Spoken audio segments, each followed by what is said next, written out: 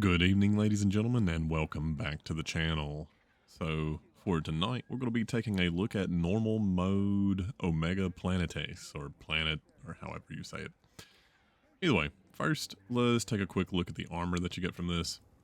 It's not a bad looking set of armor. If you're familiar with Final Fantasy XIV, it's basically the Dragoon set. And it comes with Constitution, Latent Power, Resentment, Maximum Might, Quick Sheath. There's a couple little things as the basic skills that aren't bad. The gem distribution's not terrible. There's better pieces probably for gems. The 2-set bonus is decent for greatsword builds. 4-set bonus is very niche and has a sort of life drain effect on it that also boosts your damage. The Shadowbringer is a special greatsword that you can get from beating the normal mode Omega.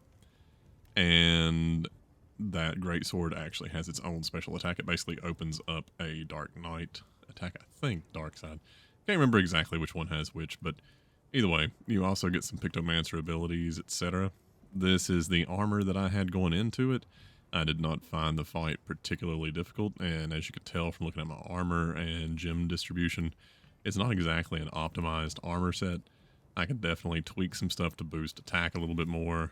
I could actually put together a significantly better set overall. I was working on one at one point, and I just kind of stopped halfway through. But yeah, a few more points in weakness exploit, move some stuff around here and there. I could boost the attack up a little bit more. I could actually boost the defense up pretty significantly more. So I didn't think the fight overall with my particular setup was all that challenging, but I also have been playing the game for a very, very long time at this point. I can tell that it's probably one of the more challenging fights in the game, but I think there's a few specific reasons for that. We'll get into that as the fight starts in the background.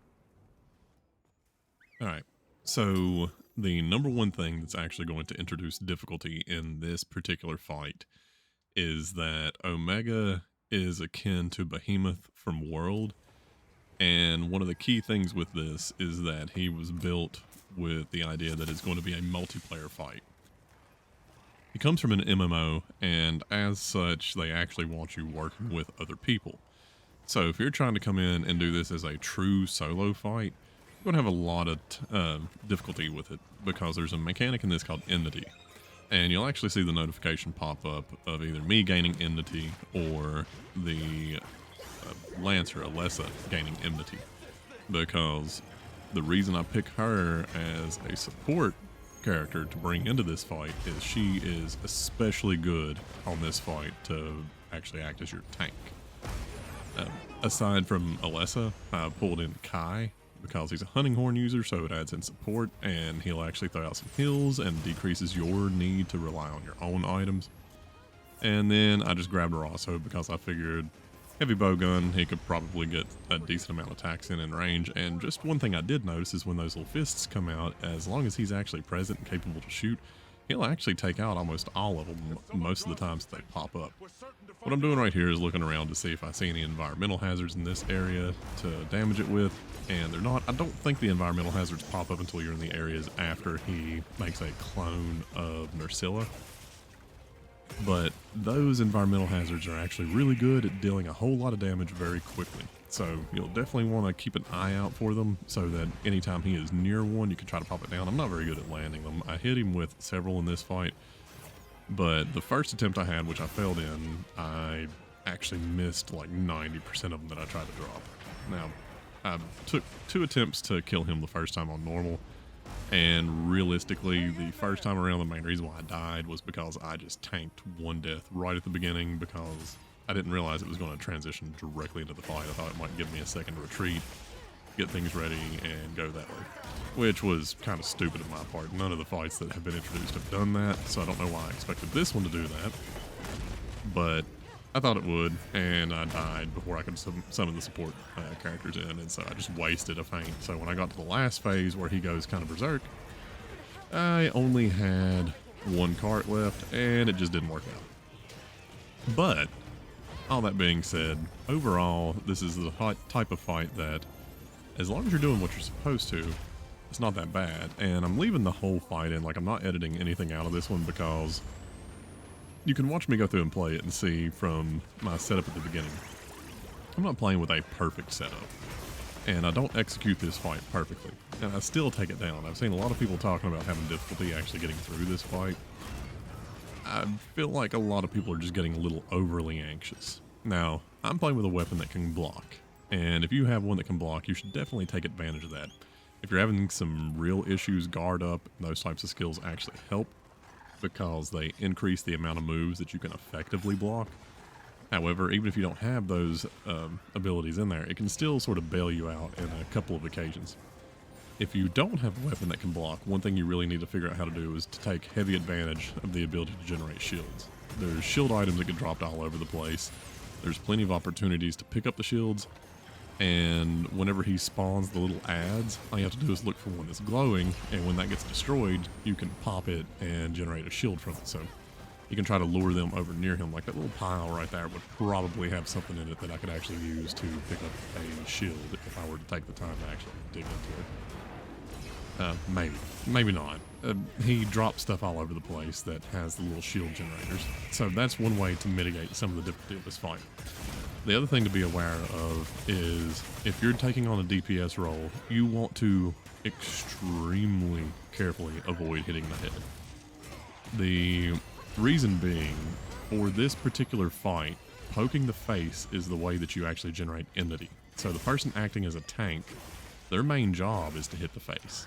So if you're playing with other people, whoever is actually going to be your tank for most of it needs to pop him in the face as much as humanly possible. That way they keep generating enmity and they keep the focus on them. Now, at the same time, there is a mechanic that he can hit you with something that decreases your max health. If you want to do the equivalent of a tank swapping this, then that person would just stop smacking the face. Someone else would, and it pull it off of them pretty quickly. But other than that, if you're playing with support hunters, which you absolutely should, you really shouldn't try this fight solo unless you are very experienced with the game. Like, then just avoid hitting the face. See, like, right there, I actually draw it to me by messing up and smacking him in the face a little bit. But you can drop it just by moving off the face, and after a couple seconds, Alessa will get it back. If Alessa gets killed at any point, it'll probably pop to you because you're more than likely going to be the highest DPS. If you have a poking, stabbing, or slashing style weapon, you want to be trying to hit the back legs. If you have a blunt style weapon, you want to be trying to hit the front legs because there is a slight difference in damage resistance. So the back legs are a little bit more prone to slash attacks. The front legs are a little bit more weak to blunt attacks. But other than that, the fight progresses in a way where it's teaching you all the mechanics very slowly in the first phase. So all the attacks that you'll see in the fight pop up in the first phase in some way, shape, or form. See, like right there, instead of trying to charge out of it, I just blocked that. Which kind of set me up to get killed by that beam because I don't think you can block the beam, but you can also get out of it. Or, as is the case with some attacks like that, I believe if you just let yourself straight up get hit by it, as long as your health and defense is high enough, it'll probably knock you down, and then you can just stay on the ground. I could be wrong on that. I've not gotten hit straight up with it, so I don't know if it just one-shots you if you get hit it head on. But at the end of the day, shields help quite a bit. Not shielded, you should have enough mobility that you can kind of dodge out of the way from that one. It's not a really fast attack. In reality, the reason why I was stuck over there is because I wasn't paying that much attention. What I did just then, mounted him. Not really ideal to do that this early in the fight because you're only really going to get one easy mount. And the fight is not really that hard until after you take out Gypceros. Yeah, I got killed by the laser beam, but that was just because I was being stupid. It wasn't because I really got screwed or got taken into a combo or anything like that. I just messed up. So you want to try to save your mount for later in the fight to give you a bit of breathing room for a moment. When the light on the back of him is shining like it is right now, try to pop wounds on the legs because it'll kind of knock it down, and it will also slowly knock him out of that mode. It's a Pancrator or something like that. Panicator, I can't remember. It's a fancy name because Omega has all sorts of fancy terms attached to its names. He does this one thing is larboard and starboard lasers. To be honest with you, if you can remember which one is which, and you're good at keeping your positional orientation with him, then when he's doing those attacks, just get on the opposite side from what he's supposed to be doing the attack on, and you'll be fine. If you can't remember which ones they are, it doesn't have an exactly huge range on it, just back up a bit. Right now you see me using the palm motif. During the fight with Gypceros, shortly after that fight at least, you get a Pictomancer brush. You definitely need to use that as often as possible in this fight. I actually leave it sitting up on my action bar, and I try to pop it as often as I try to pop my Wyvern Fire Blasts. That's how big of a damage boost it is for this particular fight. It goes through 3 separate attacks. The first 2 basically have an area of effect and do multiple hits.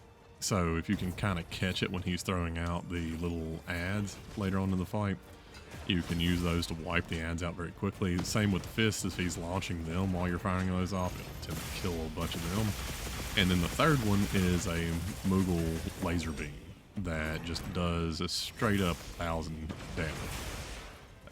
If you can actually set yourself up to have that just before he drops out Gypceros, which is a little bit, or not Gypceros, Nursilla, my bad. If you can have it set up to where that laser beam comes out just before Nursilla pops up, then you basically take off a giant chunk of Nursilla's health right off the bat and really significantly shorten the length of that phase. Although, to be honest, I've not had any trouble with normal mode Nursilla. I haven't dipped my toes into Savage mode yet. I'm not 100% certain I'm going to really be able to do it with support characters rather than an organized group, because this fight isn't that bad, but I can definitely see how with Savage, if the Savage jump up is as significant as it is in actually Final Fantasy XIV, that it would probably be a significant challenge. And to be honest with you, I'm not 100% certain I really have the time to dedicate to just getting that one fight done. Now granted, that means that I won't open up the Sword and Shield or the Insect Glaive. I'm sure I'll give it a shot at some point, and we'll try some stuff out to see if I can't actually end up getting it down later, but it's not a really high priority for me at the moment. So, a few tips if this is your absolute first time in something like this. Number 1, make sure you have the support hunter set up and do not go in multiplayer. Fights like this are a pretty big challenge, and they take people quite a bit of time to actually learn the mechanics. I don't feel like it's a really difficult fight. I actually don't feel like the mechanics are all that hard to learn. I've also played MMOs before, I've played Final Fantasy before. I have experience with this type of stuff. I have a lot of experience with Monster Hunter. I don't feel like this is a super challenging fight, and like I say, most of my cards in this fight are just due to carelessness. They're not really due to actually do anything particularly hard. For example, if you notice, I've not taken a hot drink, so I've not really optimized my loadout for this fight. If I were going into multiplayer, I would probably try to do that a little bit more carefully. But this is the type of fight that is difficult enough. By the way, this is what he does just before he drops Nursilla. This is the type of fight that's difficult enough that if you're not going in with a pre-organized group where you're actually talking on Discord or something along those lines, you're going to have to give the player base a couple weeks for people to actually learn how to do the fight. And that's usually best done solo, but there are people that really insist on always playing multiplayer. That also means that for the time being, the vast majority of multiplayer fights in this are probably going to fail. So, I mean, if you're fine doing practice runs with it and hopping in with people and you don't mind if there's a couple lost runs, as long as you get to pop a few wounds and get a couple parts here and there, cool, go for it. Realistically, probably will be easier to get through Savage with an organized group than with the support hunters, just because it's going to take a little bit tighter DPS from you if you're going in with the support hunters. The support hunters don't count against your life total, so when they die, it doesn't count towards your cards. However, you're going to have to play a whole lot better in that instance. So an organized group may just make it a little bit more fun to deal with. By the way, remember during this part, once you kill the Nursilla, to go stand in that shield, or you will die. It's basically impossible to beat this fight if you don't successfully kill the Nursilla before he fires that off. And if you're in with a multiplayer group and there's no shield, there's going to be enough cards that it's just going to insta-wipe the whole group. If you're by yourself, you can make it through it, but his resistances get bumped up so much that I'm not really certain how successful you're going to be for the rest of the fight if you're trying to go through it like normal. So I would say probably just reset, try again. But that's just me. Now, this is the point where the difficulty of the fight actually ramps up decently. Like, at this point, he speeds up his attack pattern. He starts actually trying to combo stuff together. And this is really where you get to the real fight. Everything up to this point has more or less been training to teach you how this fight's actually going to go for the rest of it. That's the attack that lowers your health, by the way. Highly recommend at this point you really just take stock. If you take a peek at the amount of time you have left on the timer, you probably got a decent chunk of time. Like right now I'm at 1 of 3 feints. I've got 36 minutes left.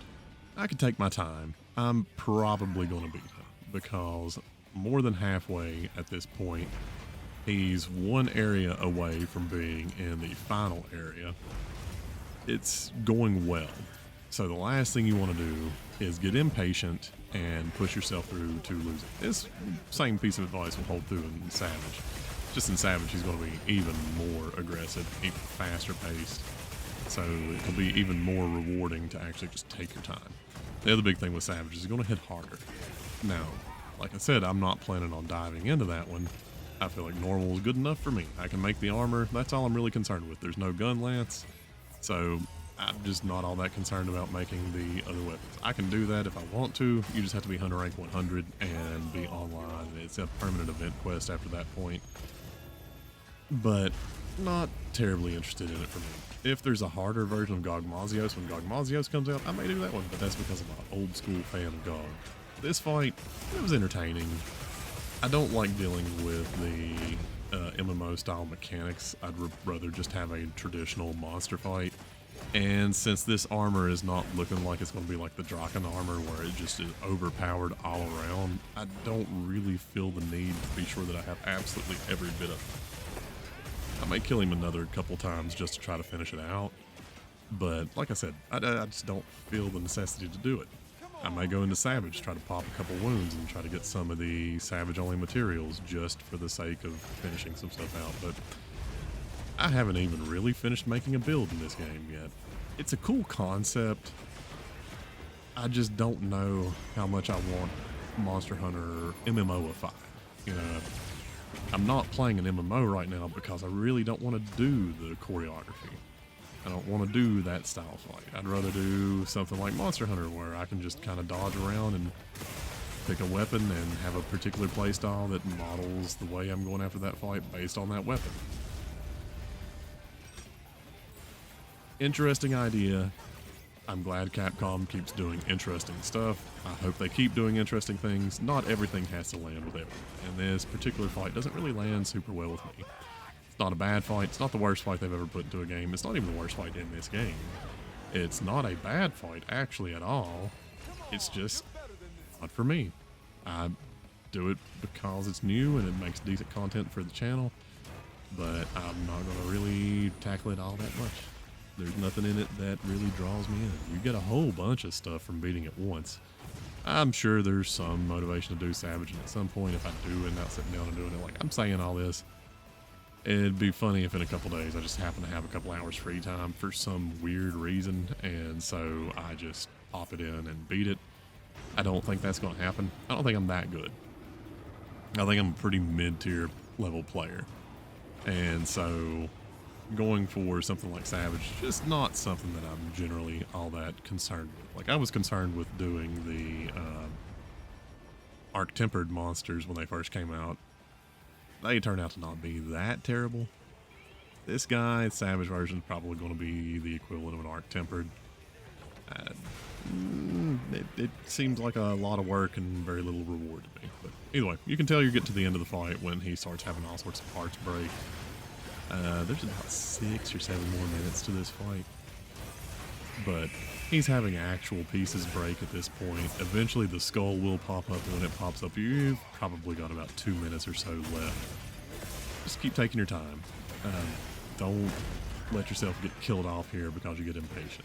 There's so much going on. Wait for your openings like you're supposed to, and just get your hits in and do well. Anyway, that's pretty much all I got for you. I know it's kind of a rambling mess of tips, just going through doing all this stuff.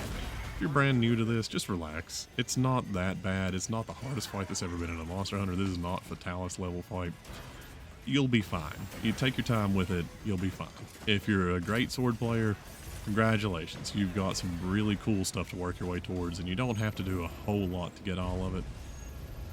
You'll probably have to do this fight a few times to get all the pieces that you need, because Monster Hunter is a fantastic game at picking up when you really want something and making sure that you absolutely do not get it under any circumstance. So, you'll enjoy your Sword and Shield or Insect Glaive. You're probably going to have to figure out how to do the Savage mode at some point. Or at the very least, you're going to have to figure out how to get into it far enough to pop some wounds and get the Savage-only materials. There's not really that many of them. Anyway, you have a good night. I hope you enjoy the video and enjoy the fight. And I'll see you in another video like this whenever they release Gogmazios. Otherwise, it'll be just the regular updates. Remember, if I can beat it, you absolutely can too.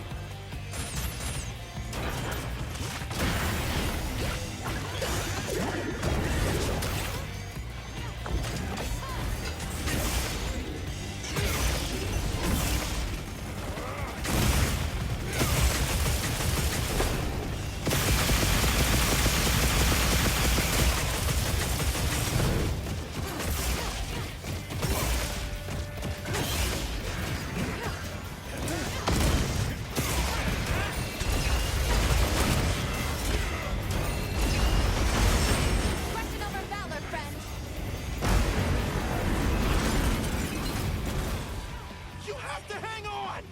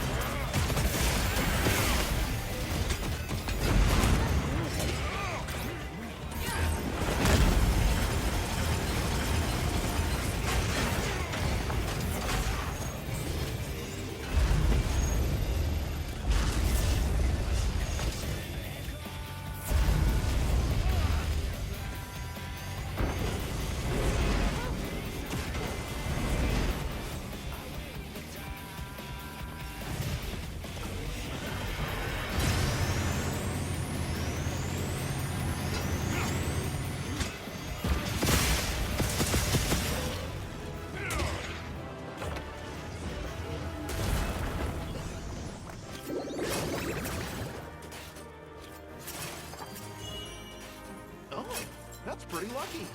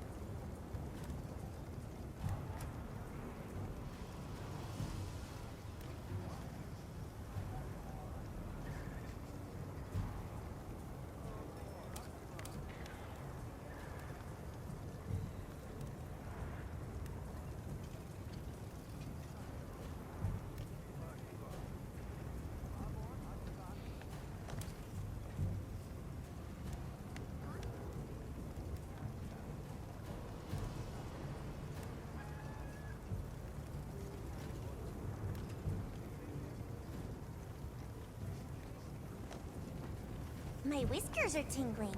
Weather's changing.